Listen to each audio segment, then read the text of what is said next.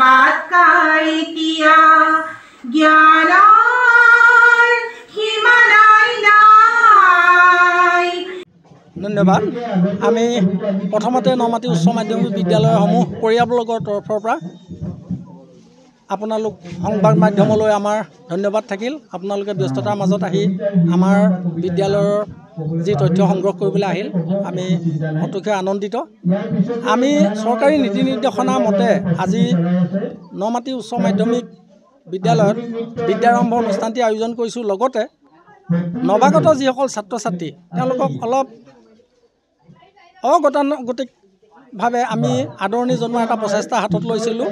আমি নিজৰ সংস্কৃতিৰ ধৰ্মীয় যি নীতি নিয়ম পালন কৰি আৰু আগন্তুক দিনবিলাকত তেওঁলোকে কেনেকৈ উৎসাহ উদ্দীপনা লৈ আমাৰ প্ৰেৰণা লৈ তেওঁলোকে আগবাঢ়ি যাব পাৰে, সেইখিনি আমি ইয়াত আমাৰ আজি অনুষ্ঠানটিত সেইখিনি আয়োজন কৰিছিলোঁ আৰু আমন্ত্ৰণ কৰি আনিছিলোঁ আমাৰ মাজলৈ গড়গাঁও মহাবিদ্যালয়ৰ ৰসায়ন বিভাগৰ অধ্যাপক আমাৰ শ্ৰদ্ধাৰ সুৰেন্দ্ৰনাথ দত্ত ছাৰ আৰু বৰ্তমানৰ তেখেত বেদ একাডেমীৰ অধ্যক্ষ হৈ আছে। তেখেতেও ছাত্ৰ ছাত্ৰীসকলৰ মাজত ভৱিষ্যত জীৱনত কেনেকৈ আঁচনি ল'ব লাগিব এই বিষয়ে ধুনীয়াকৈ ক'লে। ছাৰলৈও আমাৰ ধন্যবাদ থাকিল। প্ৰথমতে মই সংবাদ মাধ্যমক মোৰ ফালৰ পৰা ধন্যবাদ জ্ঞাপন কৰিছোঁ। ইতিমধ্যে 51 সংখ্যক নৱাগত আদৰণি সভাত আমাক নিমন্ত্ৰণ কৰি আনিছিল।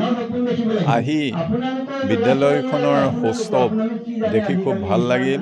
অনুষ্ঠানৰ যিটো গাম্ভীৰ্য সেইটো দেখি অত্যন্ত আপ্লুত হ'লোঁ। বিশেষকৈ নৱাগতসকলৰ যি অগতানুগতিক পৰম্পৰাই আদৰণি জনাইছে চন্দনৰ ফুটেৰে তথা শিক্ষক শিক্ষয়িত্ৰীৰ ন্যাসৰ পৰা তেখেতসকলক প্ৰয়োজনীয় স্কুল বেগ আৰু বহী কলম যোগান ধৰিছে, সেইটো ক্ষেত্ৰত মই যথেষ্ট ভাল লাগিল আৰু সকলো শিক্ষক শিক্ষয়িত্ৰীলে মোৰ ফালৰ পৰা আন্তৰিক ধন্যবাদ জ্ঞাপন কৰিছোঁ।